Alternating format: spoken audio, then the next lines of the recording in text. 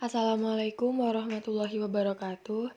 Di sini kami dari kelompok 12, saya Riza Umami dengan NIM 1913043 bersama teman saya Alfiana Rafsanjani NIM 1913079 akan menjelaskan materi tentang peran pemerintah dan masyarakat dalam kerangka ekonomi Islam.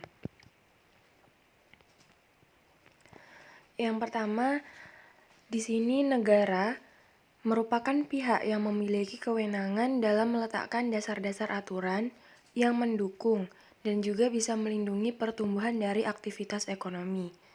Nah, dalam kehidupan masyarakat, itu tidak bisa dilepaskan dari tanggung jawab pemerintah yang berusaha melakukan penertiban dan mensejahterakan masyarakat.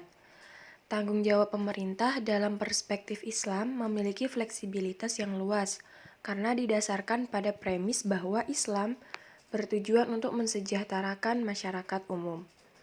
Dalam ekonomi Islam, tindakan ekonomi diatur secara seimbang sehingga peran individu memperoleh kebebasan tetapi tetap dibatasi oleh batasan-batasan tertentu. Dan pemerintah membuat ketetapan peraturan sesuai dengan kehendak dari rakyatnya. Adapun peraturan pemerintah dibuat untuk mendorong harmonisasi dari kegiatan ekonomi itu sendiri. Dengan menerapkan ekonomi Islam, masyarakat dan pemerintah bisa bekerja sama untuk mengembangkan ekonomi yang adil dan makmur. Di sini kami akan membahas 3 poin. Yang pertama, bagaimana peran pemerintah dalam ekonomi Islam. Yang kedua, bagaimana peran masyarakat dalam ekonomi Islam. Dan yang ketiga, bagaimana peran negara dalam perspektif Islam. Yang pertama adalah peran pemerintah dalam ekonomi Islam. Yang pertama, mengawasi faktor utama penggerak perekonomian. Yang kedua, menghentikan muamalah yang diharamkan. Yang ketiga, mematok harga jika itu dibutuhkan. Dan karenanya, harta yang dikumpulkan dengan jalan yang dibenarkan oleh syariat dan pemiliknya memanfaatkan dengan cara yang baik, sederhana dan jujur, maka harta yang masih tersisa di tangan pemiliknya wajib dilindungi oleh negara dan dijamin keselamatannya dengan undang-undang hak milik. Masyarakat pun wajib menghormati hak miliknya itu. Selanjutnya akan dijelaskan oleh teman saya Alfiana Rafsanjani.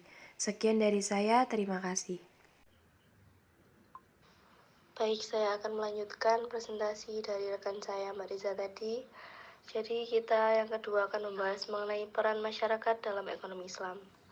Peran masyarakat dalam perekonomian tentunya sebagai konsumen. Konsumsi memiliki perbedaan antara ilmu ekonomi modern dengan ilmu ekonomi Islam. Tepatnya terletak pada cara pendekatannya dalam memenuhi kebutuhan seseorang. Islam tidak mengakui kegemaran materialistis mata-mata dari pola konsumsi modern. Konsumsi masyarakat bermakna membelanjakan kekayaan untuk memenuhi keinginan konsumen seperti makanan, pakaian, perumahan, barang-barang kebutuhan sehari-hari, pendidikan, kesehatan, kebutuhan pribadi maupun keluarga, dan lain sebagainya. Konsumsi ini merupakan pemenuhan dari kebutuhan masyarakat. Kegiatan konsumsi ini sangat penting demi kelangsungan hidup manusia itu. Akan tetapi, bukan berarti sikap boros dapat dibenarkan dalam hal ini. Dalam kegiatan konsumsi seharusnya mempertimbangkan besarnya pendapatan dan mendahulukan kebutuhan yang paling penting. Sebagai contoh, mendahulukan kebutuhan pangan atau kebutuhan untuk makan daripada kebutuhan membeli mobil. Untuk hal tersebut, sebaiknya setiap orang harus membuat skala prioritas kebutuhan yang disesuaikan dengan pendapatannya. Hal ini bertujuan untuk menghindari pengeluaran yang tidak seimbang dengan pendapatan. Konsumsi dalam ekonomi Islam dinilai sebagai sarana yang wajib bagi seorang muslim, tidak bisa mengabaikannya. Konsumsi seorang muslim yaitu sebagai sarana ketaatan dalam beribadah kepada Allah Ta'ala. Nah, konsumen muslim ini bertujuan untuk mencapai suatu maslahah. Islam telah mengatur etika tentang konsumsi untuk masyarakat, yaitu sebagai berikut. Yang pertama adalah tauhid, di mana kegiatan konsumsi dilakukan dalam rangka beribadah kepada Allah SWT sehingga berada dalam hukum Allah. Kedua yaitu ada adil, yaitu pemanfaatan atas karunia Allah harus dilakukan secara adil sesuai dengan syariah. Yang ketiga ada kehendak bebas, yaitu alam semesta adalah milik Allah. Manusia diberikan kekuasaan untuk mengambil keuntungan dan manfaat sebanyak-banyaknya sesuai dengan kemampuan atas barang-barang ciptaan Allah. Kemudian ada amanah. Amanah ini adalah perilaku dalam hal melakukan konsumsi. Dapat berkehendak bebas tetapi akan bertanggung jawab dengan kebebasan tersebut.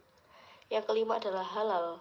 Adalah barang yang dikonsumsi menunjukkan nilai-nilai kebaikan, kesucian, keindahan, serta menimbulkan kemaslahatan untuk umat baik secara material maupun spiritual. Yang keenam ada sederhana, di mana Islam sangat melarang perbuatan yang melampaui batas atau israf, termasuk pemborosan yang berlebihan, berlebihan, yaitu membuang harta dan menghambur-hamburkannya tanpa faedah serta manfaat dan hanya memperturutkan hawa nafsu saja.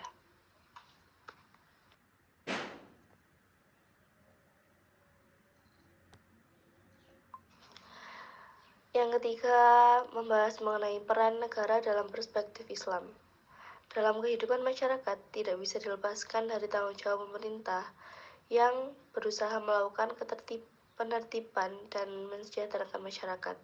Tanggung jawab pemerintah dalam perspektif Islam memiliki fleksibilitas yang luas didasarkan pada premis bahwa Islam bertujuan untuk mensejahterakan masyarakat umum.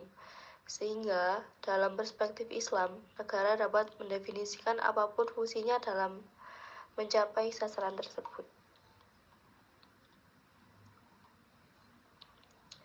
Menurut Islam, negara memiliki hak untuk melakukan intervensi dalam kegiatan ekonomi yang dilakukan oleh individu, baik untuk memantau kegiatan atau untuk mengatur atau melakukan berbagai jenis kegiatan ekonomi yang tidak dapat dilakukan oleh individu. Partisipasi negara dalam kegiatan ekonomi pada awal Islam sangat kurang karena kegiatan ekonomi masih sederhana karena kemiskinan lingkungan di mana Islam muncul. Selain itu juga disebabkan oleh kontrol spiritual dan stabilitas mental umat Islam di masa awal yang membuat mereka secara langsung mematuhi perintah syariah dan sangat berhati-hati untuk melindungi keselamatan mereka dari penipuan dan kesalahan. Semua ini mengurangi peluang negara untuk ikut campur dalam kegiatan ekonomi tersebut.